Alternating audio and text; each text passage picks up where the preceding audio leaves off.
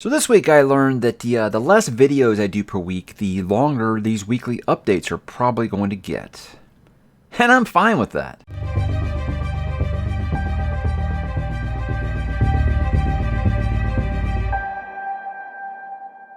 Hey, what's up, bookworms? Mike back with another weekly update as we are headed towards the end of February. Another month almost in the books. But speaking of books, guys, let's go ahead and kick this off like usual. Let's talk about what I am reading. I did finish Abandoned by Blake Crouch.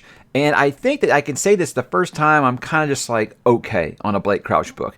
And I knew this was going to be a problem. You ever like find a new music artist that is very popular, you never really listen to, and you listen to their greatest hits album first.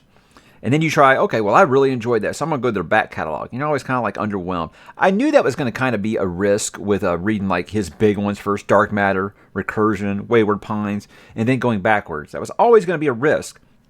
Now, I want to get across, this isn't a bad book.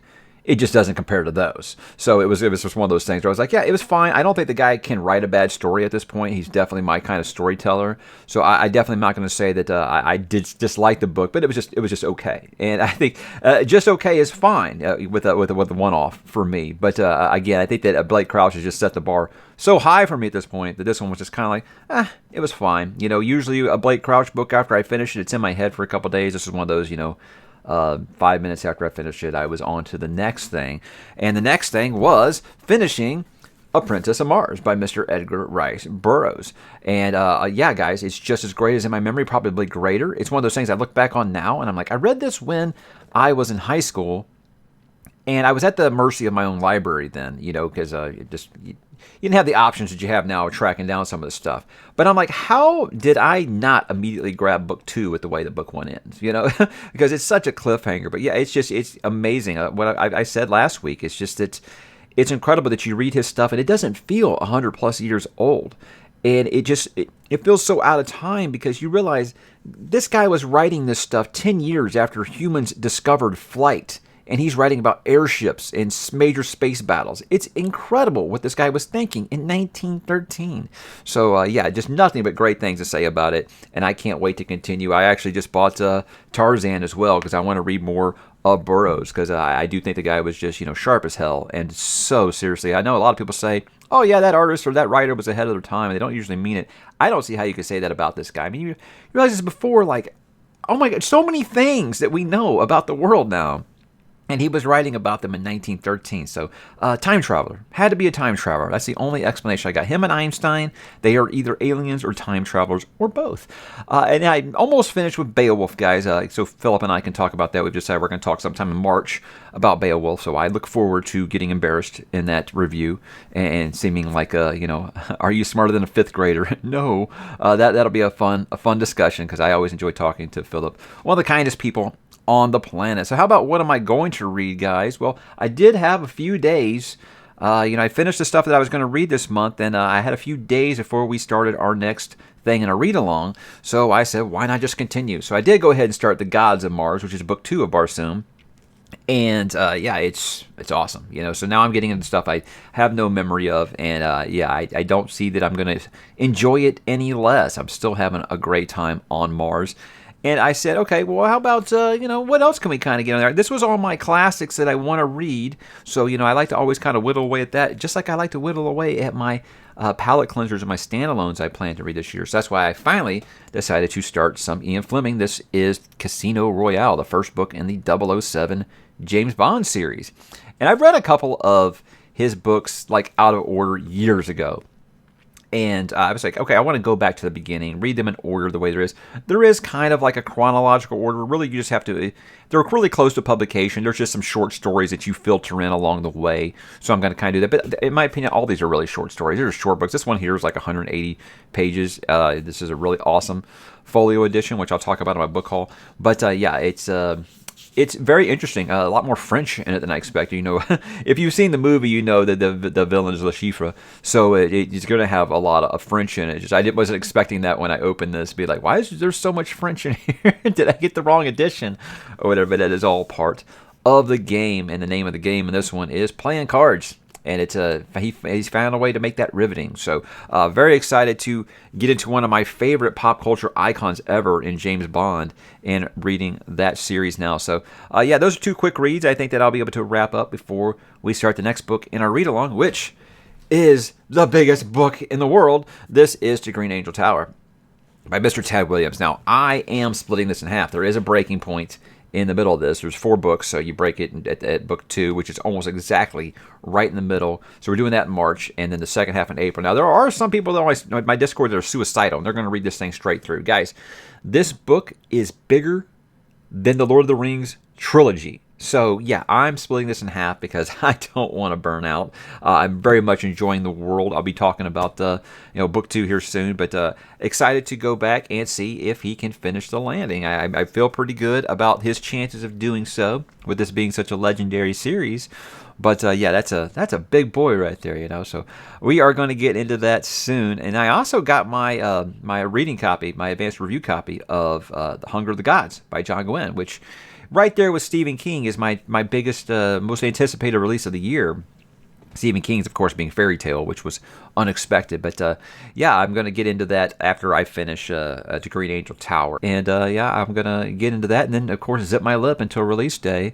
But I will give you guys a good old thumbs up or thumbs down. I'm pretty sure I can say before I've even read it, it's going to be a thumbs up. It's John Gwynne. It's old Vicious Pen. It's going to be great. I'm not worried about it. Let's talk a little bit about this week on the channel. I did do my Talk About Nothing this month, which was with Jake Bishop from the channel Jake Bishop. It's a great name, and I call him Truthless at YouTube because I think it's just such a great name, and I think someone on the Discord came up with that, but it's a great nickname, I think. But he just goes by Jake Bishop. But fun conversation. I was actually kind of stunned by how many fantasy series we actually talked about in that video. But I don't think either of us ever lacks for something to say. So it's probably one of the most fluid, almost 2-hour conversations I've ever had. Never once was I like, oh, what are we going to talk about next? It was like, okay, let me finish. And then I've got like 3 or 4 things that he said here that I'm going to kind of want to talk about next. So a wonderful guest and an awesome channel. I hope you guys did check out his channel, did give him a subscribe, because I definitely think he's one of the up-and-comers, and I admire someone who does booktubing while they're finishing school. I was much older than Jake was when I was doing that, but him doing that as well has kind of brought back some memories of doing this when I first started while I was finishing business school, even at a much later age. Did my review this week for The Justice of Kings, the first book in the Empire of the Wolf by debut author Richard Swan. Now, debut as like a major publisher. He does have some indie releases there. But I like to give a spotlight to some first-time authors, I think, because I think, and I'm guilty of this as well, a lot of us have gotten into that trap of being like, oh, well, I'm going to wait till the series is done before I give it a try. That's fine, but you know what? Do him a solid and buy the book. Because, with the debut author, that does hurt them quite a bit. Don't worry. I think some of these other bigger authors, if you want to wait for their series to be done, I don't think Brandon Sanderson's going to miss any meals for his family, But these new guys, I want to make sure that I'm getting the word out. And it helps when it's a really awesome book, as Justice of Kings was. And I talk about it in there. I never expected to make Agatha Christie comparisons when I was doing that review. It just kind of happened just because I found a lot of Poirot in that story. So if you're into a good old mystery in a medieval setting, I think that will be a book for you. So watch that review if you want some more ideas if that's a story for you or not. But I'm pretty sure you guys will like it. I did talk about taking a Malazan hiatus. I'm not going to regurgitate everything I said in that because I knew it would take up a lot of this video if I did that here. That's why I want to kind of take just a quick little 6-7 minute video to talk about why I made the decision that I did to really get across that I'm not quitting the series. I know that's the first reaction is going to be, Malazan claims another one. No, I'm going to finish the series. It's just past time for a break, I think, because the read along is really non-existent at this point. I mean, there's really just a handful of us left. And the ones that even that are doing it, they're behind now. So it's one of those things that, like, if I still had 80-90% participation, yeah, I'd go ahead and push through. But I kind of made the comparison to Wheel of Time. I took a break in Wheel of Time between books 6 and 7 for 6 months, and it helped a lot. And it made Wheel of Time is one of my favorite fantasy series ever now, and I don't think it would have been if I had just plowed through 14 books. So I got to that point where I felt like I was going to end up hate reading it if I forced it. So I shelved it for now, but shelved. I did not DNF. It's going to be finished. It's going to take a few months to get my head back on straight because I don't feel like I got the mental capacity for it right now. That's really what that was about, just kind of giving people an explanation on that. And that the read-along will still be going on the Discord if you guys are a part of that. I will still keep that going for you guys. And I did a guest spot, not on my channel, obviously, being a guest spot, but I was Jordan's guest over on his channel, iWizard. Hope you will check out his channel as well. He's super close to 1,000 subs as I am recording this, so let's see if we can get him over that hump there. But yeah, great conversation. We talked for an hour and a half. He has a really neat idea that I wish I could put into one of my talk about nothings, but we're way too distracted for an episode like that, where he did like a rapid fire 20 questions thing and he had like a minute to answer. So it was a lot of fun. It was a lot of fun. And I know I started getting kind of boring with everything being Dune or Lord of the Rings being my answer to everything, to the fact that where by the end he was like, except Lord of the Rings or except Dune. So yeah, sometimes you got to put those brakes on me because you know, I hold my influences right here, you know, so it's hard for me to step away from those sometime. But fun conversation, great guy, fun channel. I hope you guys will check it out. And his intro blows mine away, by the way. His is really, he's one of those that's like actually good at editing. I'm just like average at best, you know. So check out his channel, check out that conversation if you got a chance. So I thought it was a great time. Very much a talk about nothing on his channel, but he actually has some structure, so nice. So we talked about something. There we go. So how about a little bit of next week plans, guys? I'm going to be sticking to, you know, just a couple of videos per week. If I do an extra video per week, it'll be like that one I did this week, where it'll just be a short one, you know, a less than 10 minutes kind of thing. I wouldn't mind filtering in one of those once in a while, just because it's fun to kind of, it keeps these weekly updates from being a half hour, you know. I think if I could do stuff like that, so I might do that, you know. Maybe make like a new segment, like, you know, less than 10-minute book review or something. I don't know. Who knows? We could think about something like that. I'm always up to try new things, guys. But my review this week is going to be for Stone of Farewell, the second book in Memory, Sorrow, and Thorn. I don't usually do reviews for sequel books because I feel like, you know, if someone hasn't read the first one, they're not going to be interested in that second one. But since it's part of a read-along, I'm going to go ahead and do it. But it's one of those where it will be non-spoiler, but I will probably talk spoilery stuff about book one because it's hard to talk about a sequel book without talking about what happened in book one. So I think there'll be plenty to talk about because I didn't like it as much as I like Dragonbone Chair. Still very good, but I have a lot more gripes this time around about it, and we're going to kind of get into that. I don't know if we'll do the spoiler talk or not. I haven't really gotten with that group yet and talked about if we're going to do that. If we do, it might just be like something like I've said, like we might just do it on voice chat over the Discord or something like that. So join the Discord if you haven't yet. There's my pitch for every week for more of you to join the Discord. The best, friendliest, least toxic place on the internet, guys. Join us. And then, of course, I'll be wrapping up February, a very awful month for me as far as analytics go, but I talked about that recently. I'm not going to kind of do that again, but I will briefly touch on just how awful those numbers are. But also, of course, you know, what I read, my book of the month, which is going to be a very close race. I still haven't decided my book of the month for February and other things that went on for the month, most popular content, all those things. I always enjoy doing a good wrap up and looking back at the last month and what has happened despite, you know, our content creator overlords, you know, bringing the hammer down on me. But yeah, that's pretty much it, guys, for books. And I have a ton of TV, movie, gaming, all that stuff now. So I know some people don't care for this part of the weekly update. I like to do it because, guys, there are things I like to do besides books, and so that's why I do them, and I think a lot of people do appreciate it.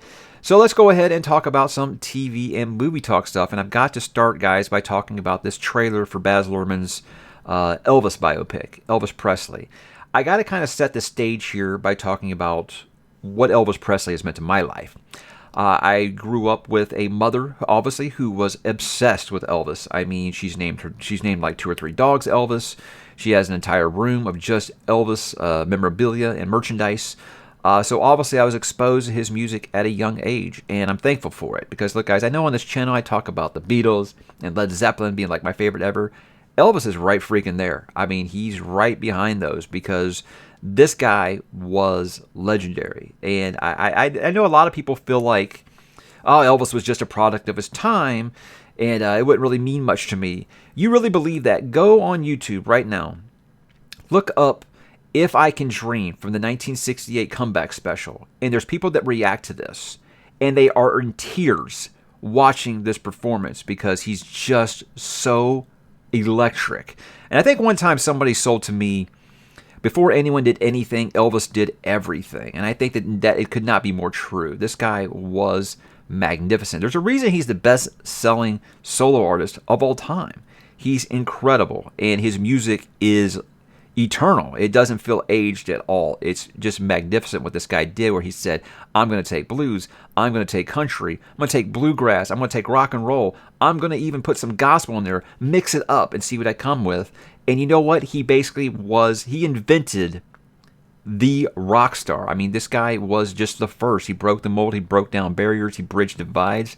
He was amazing, and I've always wondered why we can't get a really good, well-done biopic of this guy. So the trailer for this movie looks really good. I mean, the guy. I mean, I was one of those that was like, wow, I thought for sure Harry Styles was a shoo-in to get that role. So when I can't remember the actor's name, right? Austin Taylor, is that his name? He looks good. He looks really good. I'll be interested to see how he does the mannerisms and all that. But I think he had to have something really special if he did beat out Harry Styles for this role, which everyone was just like, it's a done deal. It's going to be Harry Styles. The trailer just looks magnificent. I love the way they use Suspicious Minds, which is my favorite Elvis song, and they kind of just isolate just the vocal track to make it almost seem dreamlike. It's just beautiful the way it's done. But yeah, that trailer just gave me chills. Now, I will say one concern I have about it. Colonel Tom Parker was a very big part of Elvis's career, obviously. But I hope the movie stays focused on Elvis, and this isn't Tom Hanks chasing Oscar bait one last time, towards the end of his heyday here, and them trying to make this story all about Tom Parker, because we're going to see Elvis. We're not going to see Tom Parker. Now, again, he's a very important part of Elvis' story, but I want this to stay focused on Elvis. It'd be like when they did the Johnny Cash movie. I think this needs to be as good, at least, as Walk the Line. I hope it's like 3 hours. I really do. So in this trailer, I'm amazed that they're covering so much of his career as they are. I mean, they're going all the way from childhood. They're even covering like his time in the Army. They're going through Aloha in Hawaii. I mean, they're doing the whole thing, and I'm excited about it. I cannot wait. I will be seeing this day one in theaters because I've been waiting for this. I get those same feelings I had when Walk the Line. I saw that trailer for Walk the Line. I said, it looks like they're doing Johnny Cash right. So I'm very excited about this. It's my most anticipated movie of the year. I can't wait because I just think Elvis is absolutely magnificent.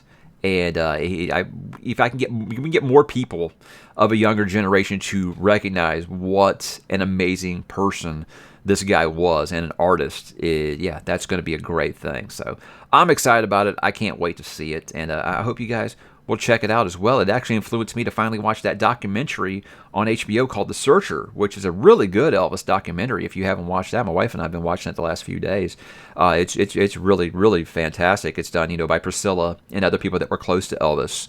And it's really kind of a story that's told through his music, which is, I think, a lot of other documentaries don't do. They just want to get into, the pressure and his rise of fame. Like Elvis 56 was probably the best documentary I saw of him before this, but they just really covered just how he exploded in 1956 into, who is this guy to like a megastar, but The Searchers on HBO, if you got HBO Max, it's on there. It's really, really good. And just tell your Amazon Music or your Google playing device or Spotify or something just to play the best Elvis songs, and I think you guys will be impressed if you've never listened to him. Now, I do got a couple of movies here that we watched with my kid over the last week. I told you he's kind of on a little horror kick right now, and I'm excited about that. So he said he wanted to watch Jaws. Now, Jaws is one of my favorite movies of all time. I think it's a flawless movie. There's not a single minute in that movie that feels wasted. And I'm happy to say, guys, it's another one that has aged just magnificent. And I really think it's kind of like what I've said about Star Wars. I think the stuff that kept Star Wars grounded is because George Lucas couldn't afford to do a lot of things he wanted. That's what made Star Wars stay grounded. With Jaws, the shark malfunctioning, all the problems they have with it, that makes the movie scarier, not seeing the shark until the end. And when you do see the shark, it's like, oh my God. So my kid loved it. I mean, he loved it. He wants to go to Galveston here pretty soon and get some shark teeth to put on the wall. And he was all about it, and that makes me happy because I was worried that was going to be a little slower for him. You think about like the MCU generation, as I call them, they need something to explode every 5 seconds. So that movie being a lot of talking and a lot of building tension, I wasn't sure how he was going to do, but yeah, I think I got me a really good horror. I mean, a lot of people don't consider Jaws a horror movie. I do. Maybe it's because I find the ocean terrifying, so but yeah, I think I got me a horror buddy, and I'm really excited about that. So he's watched It, the 1990 It, so maybe when I start getting him on some Stephen King stuff here pretty soon, I'm very excited about that. But here's the thing, guys, where I'm going to give you some of that dad shit, as I call it, that almost brought me to tears this week. We were out to eat, and he was just kind of like in thought, and I was like, "You okay, bud?" He's like, "Yeah, I was just thinking." I was like, okay, about what? I'm thinking he's going to tell me he's thinking about Fortnite or something going on in Halo Infinite, just stuff that 9-year-olds talk about. And he says, would it be okay with you if I watch Dune? Because it's important to me, Dad, to know why that book is so important to you. And I was just speechless that he says something like that. I know that people all the time act like their kids say all these philosophical things.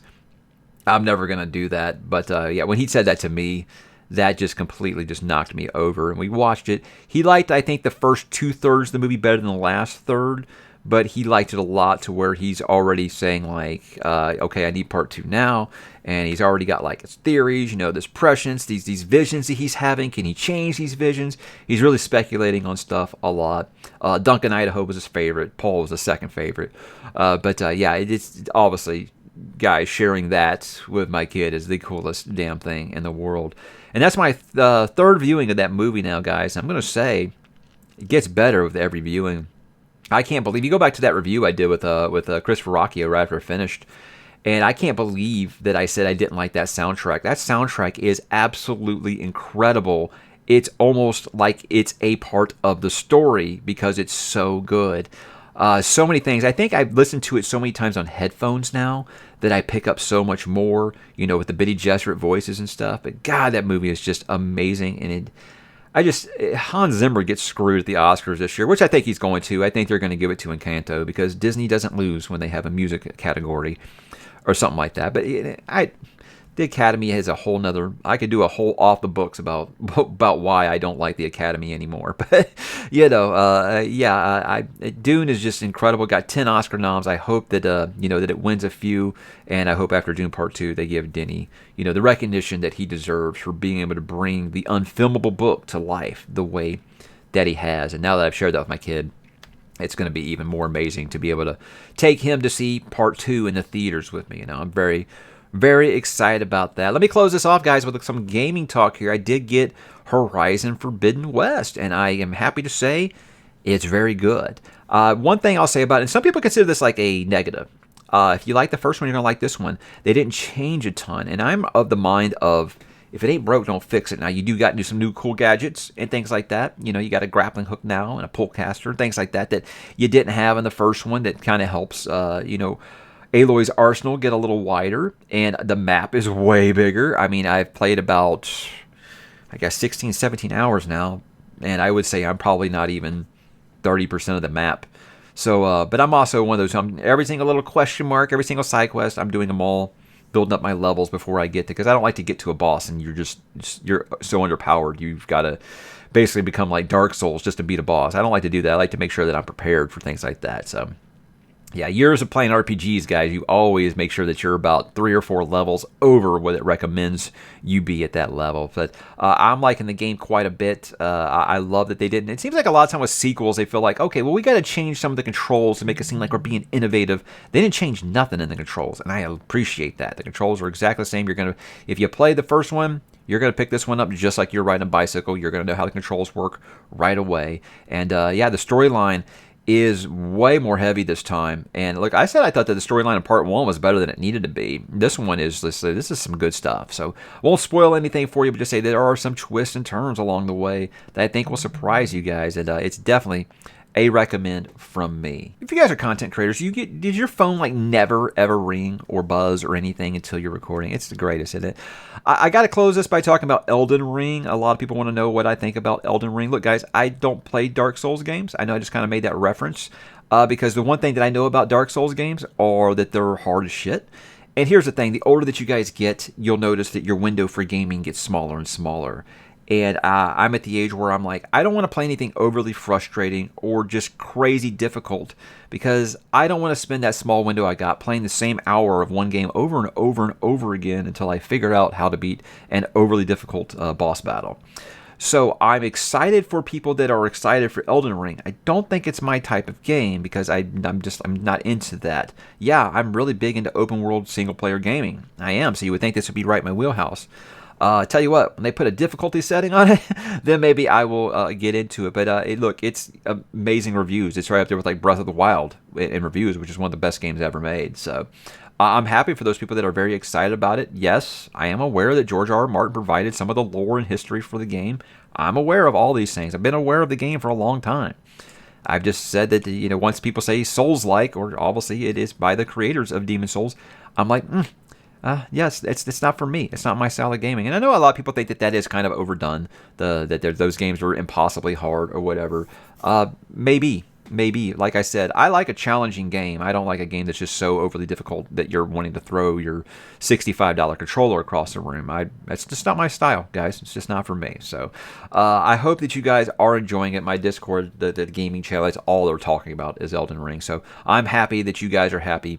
But since so many people are asking me about if I was going to be playing it, I just want to kind of reference here. Nope, I'm playing Horizon Zero Dawn. I haven't even started Halo Infinite yet. I get addicted and sidetracked every single day with something on Game Pass. I've only gotten like a few hours into Assassin's Creed Valhalla. So yeah, I've got plenty of games to play. I never even finished Ghost of Tsushima. So I've got plenty of backlog right now to worry about trying to learn how to play these really, really hard Elden Ring games. But again, you got to give credit where credit is due. A lot of people were excited about this, and it sounds like by the reviews, that patience has paid off, because it's supposed to be one of the most magnificent games ever. And I never say never on these things, guys, but it's a no for right now for me. So drop in the comments, guys. Let me know what your week was like. Are you playing Elden Ring? Are you playing Horizon? Are you going to check out that Elvis movie? What are you reading? What do you listen to? All these things and more, guys. Drop in the comments and have yourselves an awesome weekend.